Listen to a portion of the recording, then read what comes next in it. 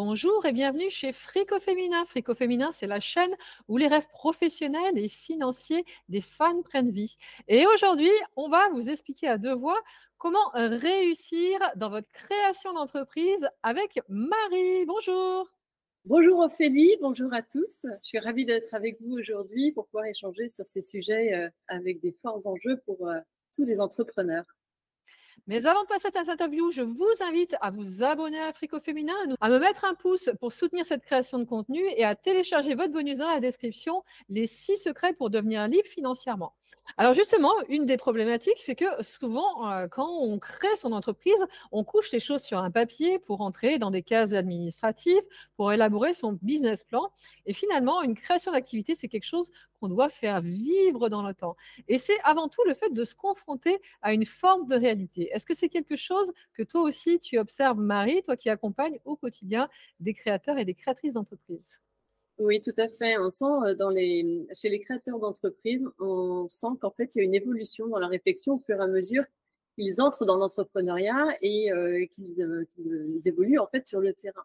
Donc, c'est vrai qu'au départ, il y a souvent des idées reçues, il y a des idées préconçues qui sont liées à leur propre expérience autour d'eux, soit par un membre de la famille ou un ami qui est entrepreneur. Et ça crée en fait souvent des blocages aussi ou des idées qui ne sont pas exactement la réalité de ce qu'ils vont vivre. Donc, il y a une évolution dans leur réflexion au fur et à mesure qu'ils progressent dans leur création d'activité et ils s'aperçoivent qu'ils ont besoin de développer certaines compétences qui sont des piliers nécessaires pour pouvoir réussir leur entreprise. Oui, alors ce que j'observe, parce que moi pendant 20 ans, j'ai dirigé des structures d'appui à l'entrepreneuriat et justement, j'aidais des créateurs d'entreprises, c'est qu'en fait, le job démarre à partir du moment où on a créé son entreprise et souvent, on se sent bien seul dans ces moments-là et on ne se fait pas accompagner, ce qui est un peu dommage parce que c'est là qu'il faut tester, réorienter et progresser parce que l'entrepreneuriat, c'est apprendre tout le temps. Oui, c'est vraiment un chemin d'apprentissage. Je te rejoins complètement, Félie. Et ce n'est pas simplement en fait réaliser en tant qu'indépendant l'expertise de son métier. On a des personnes qui lancent leur activité parce qu'ils veulent s'affranchir de certaines contraintes du salariat, qui ont un certain niveau de compétence en termes d'expertise, et ils partent voilà simplement avec cette idée-là. Ils se disent moi maintenant je vais me lancer à mon compte, comme ça j'aurai la liberté d'exercer mon métier comme je l'entends, comme j'ai envie de le faire, et travailler avec les clients que j'ai envie de choisir. Sauf que, voilà, c'est vraiment alors, un bon point de départ, en tout cas pour amorcer cette démarche d'entrepreneuriat. Mais derrière, en fait, il reste tout un chemin à parcourir pour acquérir des compétences liées à l'entrepreneur. Je dis souvent qu'en fait, l'objectif de la création d'entreprise, c'est vraiment de passer du statut de créateur au statut réellement d'entrepreneur. C'est-à-dire que ça implique d'avoir différentes compétences, d'acquérir des connaissances à la fois en termes de marketing, en termes de vente, en termes de positionnement, etc. Mais également d'avoir un état d'esprit. Le mindset est extrêmement important pour que la personne ait vraiment une posture d'entrepreneur qui lui permette d'affronter les obstacles et également de développer son activité et la mener le plus loin possible. Oui, et la plupart du temps, eh bien, on pense qu'entreprendre finalement, c'est choisir les bons statuts, faire un business plan et trouver, ses premiers clients. Mais là, c'est que le début du job, puisque dans un second temps, eh ben, il faut réfléchir à sa segmentation, son positionnement clientèle, la manière dont on vend et être à l'aise avec la vente. Il y a très peu de personnes qui sont à l'aise avec la vente. Ne pas Oui. trop se spécialiser parce que, sinon, le jour où si vous avez 1 ou 2 clients et que, voilà, cette manne quelque part financière dans votre entreprise est remise en question, que vous ne vous trouviez pas en zone de difficulté. Ça, je vois pas mal de personnes qui pensent qu'ils vont pouvoir tourner avec juste les quelques personnes qu'ils connaissaient et se forment pas, notamment aux questions de marketing et de vente. Et puis, c'est aussi être très à l'aise avec les questions d'argent. Et l'argent, c'est pas que la gestion, c'est aussi plein d'autres sujets, et notamment ce sujet de la vente et le fait de savoir créer de la valeur chez les autres. Tellement, je te rejoins vraiment, Ophélie, dans ce que tu dis, parce que une entreprise n'existe que par ses clients et par la vente. S'il n'y a pas de vente, l'entreprise ne peut pas survivre.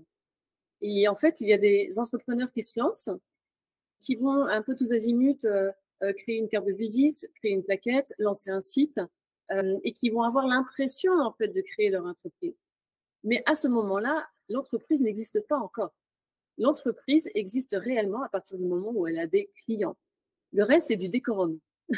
Je caricature un petit peu volontairement, mais c'est vraiment pour créer cette prise de conscience que la priorité pour un entrepreneur, c'est vraiment d'avoir une offre qui soit adaptée aux besoins de ses clients et qui lui apporte une réelle valeur ajoutée.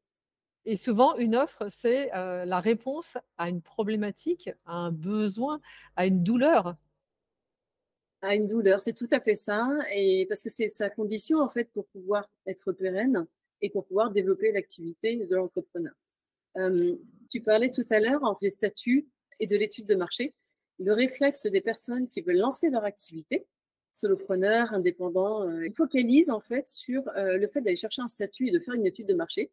Et c'est souvent un discours qui est assez répandu de la part des institutions et des organismes d'accompagnement. Et là, on aborde vraiment la phase de structuration de l'activité. C'est un élément qui est absolument important, mais ce n'est pas l'élément vital qui va faire que l'activité sera pérenne. Parce que la réalité sur le terrain, c'est qu'un entrepreneur se développe à partir du moment où effectivement il répond à un besoin qui est conscient et récurrent sur son marché. Oui, et on a une vision en France qui est encore très, très figée sur l'entrepreneuriat. On part du principe qu'une personne a un business plan, que ça fonctionne comme c'est écrit sur le business plan et qu'elle restera sur le même statut ad vitam aeternam. Or, les statuts sont faits pour évoluer. Un business plan est obsolète en quelques mois si vous faites bien votre job d'entrepreneur et que vous lancez plein de nouveaux services ou plein de nouveaux produits. Et c'est vrai que pour reprendre cette image-là, en fait, le business plan, avec un petit peu d'ironie, hein, on a tendance à dire qu'en fait, le business plan est là pour ne surtout pas être suivi.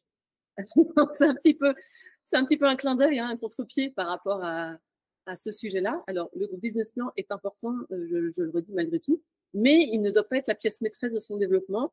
Il faut absolument pas que un indépendant qui se lance s'accroche à son business plan et à son statut en disant ça y est, j'ai créé quelque chose, ça y est, mon activité va décoller. Parce qu'à partir de là, en fait, le business plan n'est que un miroir d'un travail de fond qui doit être réalisé avant. Ce travail de fond consiste en fait à travailler d'abord son identité personnelle, son identité d'entrepreneur, pour faire émerger une idée d'activité qui soit vraiment en corrélation et en cohérence avec qui il est, avec ses forces, avec ses talents, avec ses valeurs. Moi, j'ai vu trop d'entrepreneurs qui lancent une activité en réaction parfois à une activité de salarié qui ne lui convenait pas, en réaction à des tas de facteurs de motivation personnelle, mais qui se sont perdus à travers cette activité-là, parce que au bout de 2 ans, 3 ans, 5 ans, ils se sont aperçus qu'en fait, elle n'était pas du tout alignée ni en phase avec qui ils sont, et ils sont en force en permanence pour essayer de la développer. Donc, je veux absolument éviter aux entrepreneurs de tomber dans cet écueil. Donc, c'est important de travailler son identité personnelle et son identité d'entrepreneur pour pouvoir construire une activité qui soit réellement en cohérence avec qui on est et ce qui est important et avec sa mission, de manière à être un entrepreneur absolument épanoui et qui soit en position de force pour apporter de la valeur justement auprès de ses clients. Et ce qui est important dans cette phase-là, c'est justement de bien s'entourer parce qu'on a plein d'angles morts dont on n'a absolument pas conscience et qui nous emmènent dans le mur. Oui, et les angles morts, en fait, viennent aussi d'un manque de connaissance de la réalité, en fait, de ce qu'est l'entrepreneuriat. Mais les angles morts sont aussi liés au fait qu'il y a une communication très diffuse. Il y a réellement un manque de communication, en fait, sur ce que c'est qu'entreprendre, à la fois de la part des organismes d'accompagnement officiels, voilà, qui focalisent leur attention sur la structure, mais moins sur ce que ça va impliquer en termes de développement personnel, en termes de mindset, de ce que ça va amener la personne à franchir et à évoluer en elle. Et ce sont des points qui sont extrêmement importants. Et c'est en ça que, à mon sens, le coaching est extrêmement important parce qu'il permet aux créateurs d'entreprise à la fois d'être accompagné personnellement dans le cadre de son projet, et ça, c'est essentiel pour pouvoir faire développer son projet, mais également d'apporter de la structure et les compétences qui sont les piliers pour le développement de son activité. Oui, c'est important de pouvoir aider des personnes justement à se projeter, parce que sinon, hein, quand on devient entrepreneur, souvent on est pris dans le flot du quotidien et on ne voit pas que, justement on on met en place des systèmes et des choses qui sont souvent d'ailleurs héritées du salariat et qui vont nous emmener dans le mur. Oui, alors j'aime beaucoup en faire référence par rapport au salariat parce qu'on constate qu'il y a des personnes qui se lancent et qui ont tendance en fait à transférer leurs habitudes et leur état d'esprit en tant que salariés dans leur nouvelle activité d'indépendant en ayant, entre guillemets, plus de liberté. Voilà. Et cette transposition, elle est dangereuse parce que quand on est indépendant, toutes les lignes bougent en fait. Et quand on est salarié, en fait, on bénéficie de l'appui des services comme les RH, comme le marketing, comme le pôle vente. Voilà, en fonction des structures d'entreprise dans lesquelles on a pu évoluer, on a en fait toute une machine qui est en place et qui vient appuyer notre activité en fonction de notre poste de salarié. Quand on devient indépendant, il faut devenir tout ça, c'est-à-dire acquérir au fur et à mesure les différentes casquettes qui vont permettre au créateur de devenir entrepreneur et de bien développer son activité. Et ces différentes casquettes, eh bien, en fait, il faut à la fois les expérimenter pour pouvoir les ajuster au fur et à mesure, et il faut pouvoir aussi se former continuellement pour être en mesure de trouver la solution dont on aura besoin à l'instant T. Donc, ce sont des casquettes qui sont liées à la gestion, à la comptabilité, à la vente, au marketing, etc. Donc, c'est absolument passionnant parce qu'on apprend et on évolue et on progresse soi-même. Hein. Il y a beaucoup de développement personnel à travers cette aventure de l'entrepreneuriat. Et également, on apprend à faire bouger tous ces curseurs-là pour faire en sorte que notre activité évolue de manière positive. Oui, tu le disais, en fait, il suffit pas d'être un bon ou une bonne experte de son métier. C'est avant tout un cheminement de développement personnel que d'entreprendre. Alors d'ailleurs, on va parler de tous les peurs et les blocages qu'on voit chez la plupart des personnes qui entreprennent. Et alors, au moment de la création d'activité, les choses se focalisent beaucoup sur les questions qui sont liées à l'argent, la peur de ne pas trouver de clients, le stress financier lié au fait qu'on a une forme d'incertitude par rapport aux rentrées financières. La peur de manquer, la peur de ne pas savoir gérer ou la peur de se développer quand on a des gros clients, voire de ne pas avoir la structure adaptée qui nous permette d'accueillir ces gros clients qui arriveraient, parce qu'il y a pas mal de gens qui démarrent notamment en auto-entreprise, ce qui crée de fait un plafond de verre. Et puis, c'est également toutes les craintes liées à la visibilité. Il y a beaucoup de personnes qui n'osent pas se rendre visibles au démarrage. Est-ce que c'est des choses que tu observes? Dès le départ, on constate des freins qui sont assez fréquents, qui sont « je n'ose pas me lancer, je rêve de devenir indépendant, mais je n'ose pas parce qu'il y a différentes peurs de l'ordre de j'ai des emprunts pour la maison, on a des enfants, on veut garantir une sécurité financière. Également, d'avoir un conflit de loyauté vis-à-vis de son équipe, quand on est salarié ou manager, cadre. Souvent, c'est un sujet qui revient. Mon équipe compte sur moi, comment ça va se passer si je ne suis pas là et que je dis que je quitte la boîte. Voilà. Il y a également la peur en fait du regard des autres.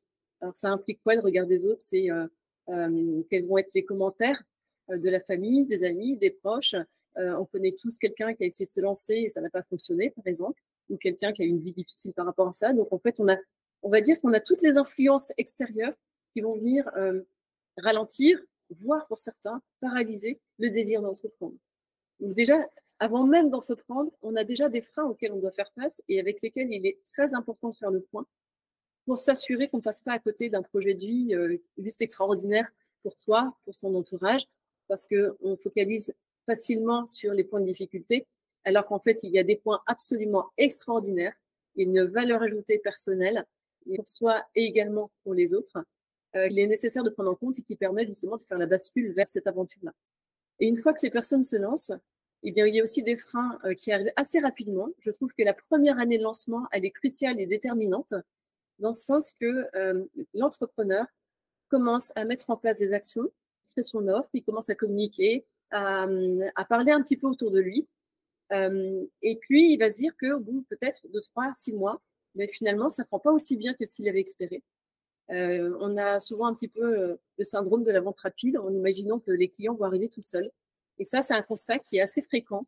Une personne qui se lance comme indépendant parce qu'il a une excellente expertise en tant que salarié et que ça marchait bien avec ses clients, qu'il avait des bons contrats, des bonnes missions, a parfois l'impression, le sentiment que quand il va se lancer à son compte, ça va être la même chose.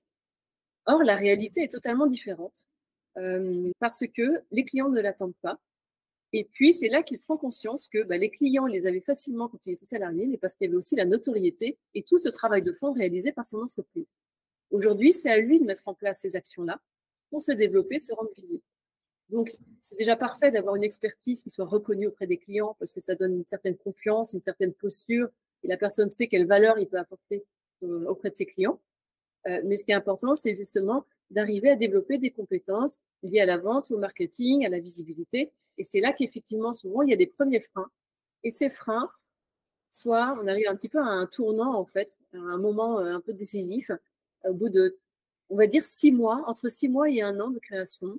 C'est soit c'est pas fait pour moi, c'est trop difficile pour moi. On a les personnes qui ne souhaitent pas avancer davantage, ni progresser, ni apprendre. Et parfois, il y a un tournant où les personnes soit abandonnent parce qu'elles se rendent compte que finalement, ils n'ont pas forcément envie d'avancer dans ce sens-là.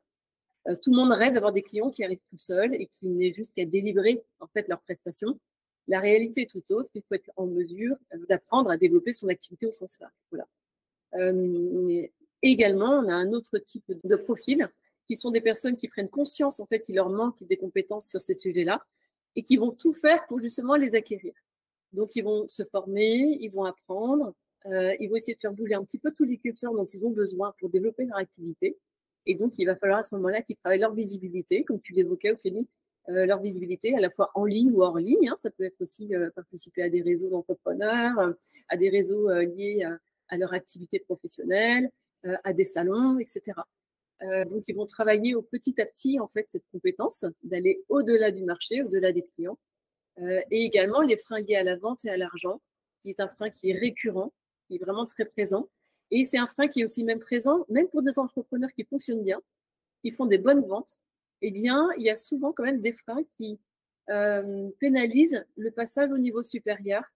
Il y a souvent un petit plafond de verre que les personnes se créent elles-mêmes et qui les empêche de passer un cran. Voilà. Donc, c'est un sujet, heureusement qu'il y a des personnes comme toi, Ophélie, pour intervenir et déverrouiller au fur et à mesure ces crans et pour permettre aux créateurs et aux entrepreneurs de développer au fur et à mesure leur activité et en faisant sauter les barrières qui les font stagner, en fait. Puis ce qui est important aussi, c'est de s'entourer, des bonnes personnes, ne serait-ce enfin, pas qu'en termes de réseautage, mais c'est aussi, trouver des prestataires, de confiance, avec qui on a plaisir à travailler, pour créer des belles relations d'égalité et nous permettre de développer nos entreprises. Parce qu'au démarrage, on démarre tout seul, quand on démarre une entreprise. On a peur quelque part de manquer parce qu'on a peur de ne pas avoir le chiffre d'affaires à la fin de l'année et c'est justement parce qu'on n'investit pas dans une forme de délégation qui nous permettrait, de gagner de l'énergie et d'être plus efficace, qu'on n'arrive pas à décoller. Donc c'est paradoxal. Oui, je ne connais aucun entrepreneur indépendant, solopreneur, qui est réussi tout seul. Donc très clairement, c'est être indépendant, oui, mais surtout pas seul. Voilà, c'est vraiment une phrase qui est importante en fait à retenir quand on lance son activité, parce qu'on a besoin des compétences des autres, on a besoin du regard des autres et d'avoir un retour sur ce qu'on fait. Et ça, on peut pas. Voilà, si on se lance et qu'on est juste dans sa bulle avec sa vision et qu'on n'a pas de clients, c'est qu'on n'a pas encore déverrouillé ou trouvé les clés qui vont faire qu'à un moment donné, l'activité va se développer, ça va prendre. Donc, on a besoin d'avoir un retour à la fois des clients et à la fois de son entourage et travailler également en partenariat avec des réseaux pour apporter encore plus de valeur en fait à son activité ou à son offre. C'est quelque chose d'absolument magique. D'une part, ça permet de se nourrir soi-même personnellement, d'avoir des contacts avec les pratiques des confrères, des pratiques d'autres personnes qui ont des activités complémentaires, par exemple. Et puis également, être en relation permanente avec ses clients, avec des prestataires, avec des confrères. Ça permet d'ajuster son activité et d'avancer davantage sur son marché. Oui et c'est essentiel, hein, ça véritablement, il y a un moment où quand on est entrepreneur, il faut savoir s'entourer. Les personnes qui restent tout seules n'arrivent pas à décoller, c'est s'entourer de conseils, c'est se faire mentorer, c'est intégrer des réseaux de personnes qui sont dans la même optique que nous aussi, parce que si c'est pour aller avec des gens, qui sont dans une forme de désespérance, ça ne vous tirera pas vers le haut.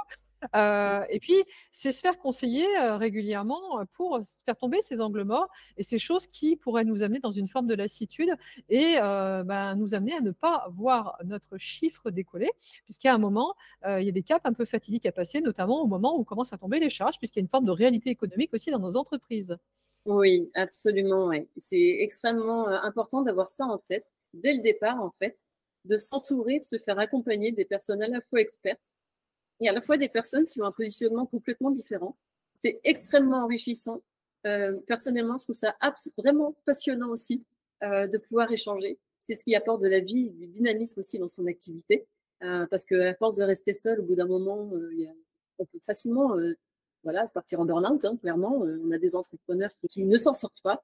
Et c'est pour éviter cette solitude, éviter justement d'en arriver à des situations extrêmes comme ça, c'est extrêmement important de s'entourer, d'aller prendre l'air, d'aller voir un petit peu ce qui se passe derrière. Ça nous permet de prendre beaucoup de recul et puis également de partager des moments d'échange, de convivialité aussi au cours des événements. Voilà, c'est ça qui fait toute la dimension de l'entrepreneuriat. Ouais, c'est pour ça que j'ai développé, le programme Boost ton chiffre. C'est justement pour résoudre toutes ces problématiques que moi j'ai observées et que j'ai vécues aussi dans mes démarrages d'activité. Alors d'ailleurs, justement, nous qui sommes aussi entrepreneurs, si on devait le refaire, quels sont les conseils qu'on pourrait donner à une personne qui se lance? C'est une excellente question, Ophélie. Les conseils que je donnerais, surtout fais-toi accompagner dès le départ, même si tu n'as pas encore l'idée ou que tu ne t'es pas encore lancé. C'est toujours le bon moment de se lancer. C'est toujours le bon moment de se faire accompagner pour avoir une meilleure visibilité sur ce qui va t'attendre après, en fait. Donc, c'est important de s'entourer d'entrepreneurs qui sont dans une situation peut-être similaire à celle à laquelle la personne aspire. Le deuxième que je donnerais, c'est de ne surtout pas se disperser dans ces projets. C'est-à-dire qu'il y a une tendance en fait des créateurs, et je peux en parler parce que j'ai aussi été dans cette situation-là, de vouloir lancer en fait une activité globale auprès des entrepreneurs et d'aborder différents sujets, différentes offres à l'intérieur de cette activité-là, parce que j'avais envie de répondre à différents besoins. Ça part toujours en fait d'un bon état d'esprit, d'une bonne volonté, mais stratégiquement, c'est une erreur.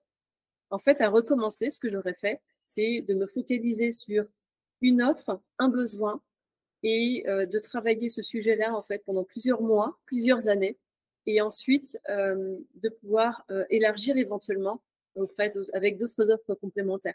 Il y a un champion du marketing qui disait que le principe c'était de définir une offre, la travailler jusqu'à faire 1 million et de mettre des œillères pour vraiment focaliser sur cette offre-là jusqu'au bout. Voilà. Donc cette image d'une offre à 1 million, elle est restée gravée. Alors elle est symbolique, hein. Elle est symbolique, mais malgré tout, pour moi, ça a fait un déclic en fait cette phrase-là. Et je me dis finalement, quand j'observe ce que je fais, peut-être que je me disperse trop et qu'il faut que je me refocalise. Donc il y a un travail de focus à faire quand on est indépendant, qui est extrêmement important à faire. Et clairement, à mon sens, c'est très difficile de le faire tout seul. Voilà, ce travail de focus, parce qu'on a l'impression que toutes les actions qu'on met en place, elles viennent servir notre activité. Donc, on n'a pas l'impression qu'on se disperse. On se rend compte qu'on se disperse au bout de 1 an, 2 ans, 3 ans. Et là, quand on regarde en arrière ce qu'on a fait, on se dit, en fait, je me suis dispersée. Donc voilà, c'est très difficile d'avoir conscience de ce qu'on est en train de faire. Oui, alors moi j'appelle ça le super focus et d'ailleurs là-dessus, sur le super focus comme je l'appelle, je fonctionne avec, des focus où, je me dis: «Je vais être à tel endroit dans 1 an, je vais être à tel endroit dans 5 ans et dans 3 mois, je vais avoir réalisé ça» et je chasse de mon agenda tout ce qui m'empêcherait de le faire et j'y Mmh. vais et au bout de 3 mois, j'évalue, est-ce que j'ai réussi mes objectifs? Pourquoi est-ce que je les ai pas réussis? Maintenant que j'en suis là, est-ce que je vois les choses à 1 an, à 5 ans de la même manière ou est-ce que je réoriente parce qu'il s'est passé plein de nouvelles choses et que ça me fait revoir les choses différemment. Parce qu'il ne faut pas hésiter aussi à revoir les choses. La clientèle évolue, l'environnement évolue, vous évoluez en avançant. Et un des grands travers que je vois chez la plupart des entrepreneurs, c'est de ne pas remettre en question leurs croyances, leur fonctionnement assez régulièrement. Oui, ouais, ouais, c'est vital effectivement de se remettre en question en permanence sur ses activités. Ça rejoint un troisième point, effectivement, un troisième conseil par rapport à cette posture-là. C'est celui de travailler au maximum sa clarté en termes d'objectifs, sa clarté de chemin, quelles sont les étapes que je vais mettre en place pour atteindre mon objectif et d'être ultra précis. C'est-à-dire que agir avec la précision d'un laser, c'est très important pour pouvoir justement rester sur le chemin. Et ça rejoint un quatrième point qui est de suivre précisément, de chiffrer exactement toute son activité. Donc, c'est une partie qui peut sembler laborieuse au départ, dit comme ça, mais quand on s'habitue à le faire quotidiennement, c'est-à-dire se dire j'ai contacté combien de personnes aujourd'hui, j'ai échangé avec combien de personnes, j'ai publié combien de posts par exemple sur les réseaux sociaux, de quantifier son activité, ça permet d'avoir une analyse au plus juste au bout de 3 mois, comme tu l'évoques, Ophélie, par exemple. Mais en tout cas, moi, dans ma routine, je quantifie exactement ce que je fais et j'ai des tableaux de suivi sur mes actions principales que je dois faire d'une manière récurrente au quotidien. Et je note exactement combien de nouveaux contacts j'ai eu, combien de contacts de suivi j'ai réalisé, combien de rendez-vous, etc. Et à partir de là, tous les mois, ça me permet d'analyser si oui ou non je suis dans les clous par rapport aux objectifs que je m'étais fixés. Et si je n'ai pas les résultats que j'attendais, ça me permet de savoir exactement où le bas blesse en fait. Parce que d'une part, d'avoir cette routine, ça permet de rester focus. Ça aide beaucoup en fait. Quand on a des chiffres à la clé, ça aide beaucoup à rester focalisé. Et en même temps, ça aide à savoir à quel endroit il y a une difficulté et à quelle action je dois réajuster. Une des phrases dans l'entrepreneuriat, c'est on ne peut pas apporter d'action corrective sur des actions qu'on n'a pas mesurées. Voilà. C'est extrêmement important de mesurer tout ce qu'on met en place pour être capable en fait de s'améliorer et d'avancer. Le progrès passe par la mesure. Et ça permet aussi de ne pas tomber dans ce que j'appelle le mythe de l'objet brillant, qui est le dernier truc qui est tendance justement, qui va vous faire sauter du coq à l'âne et vous éloigner de vos objectifs à long terme. Et alors ça, je le vois beaucoup en ce moment, parce qu'il y a pas mal de nouvelles innovations technologiques qui arrivent dans l'entrepreneuriat. Et il y a pas mal de personnes qui pensent que ce serait la recette miracle de tout. Or, ce qui fonctionne dans l'entrepreneuriat comme dans l'investissement, c'est toujours des vieilles recettes qui resteront intemporelles et font que nos entreprises seront encore debout dans un certain nombre d'années. Oui, oui, c'est important de viser le long terme par rapport à ça et aux actions qu'on met en place. Combiner à la fois des actions qui sont à court terme et en même temps à long terme. Les actions à court terme peuvent permettre effectivement, quand tu parles du syndrome de l'objet brillant, parfois on promet des résultats rapides en 3 mois, en 6 mois, extraordinaires. Il faut être extrêmement prudent avec ça et dans les décisions qu'on prend pour développer son activité, de s'assurer que cette action à court terme va venir servir notre vision à long terme. Je te remercie Marie et vous retrouverez dans la description de cette vidéo tous les éléments pour pouvoir contacter Marie, être accompagnée par elle dans vos démarrages d'activité. Je vous invite également à télécharger votre bonus si vous ne l'avez pas encore fait et à me laisser un commentaire. Belle journée à vous et merci à toi Marie. Merci Ophélie et très belle journée à vous également.